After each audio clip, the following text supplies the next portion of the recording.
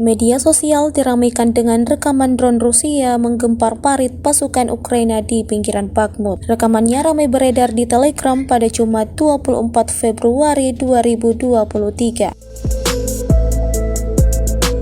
Dalam keterangan unggahan disebutkan di pinggiran Bakhmut, drone Rusia beraksi menghantam posisi musuh. Sejumlah parit pasukan Ukraina yang berisi tenaga dan peralatan dihancurkan. Rekamannya pun menuai berbagai komentar dari warganet.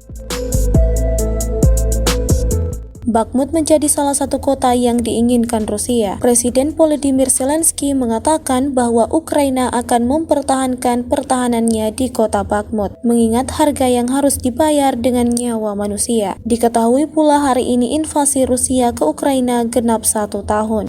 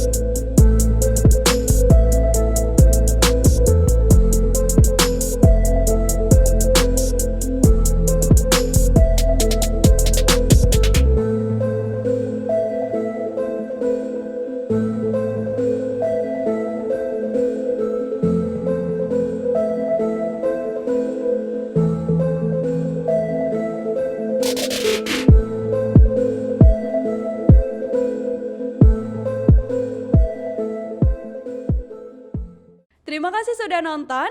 Jangan lupa like, subscribe, dan share ya.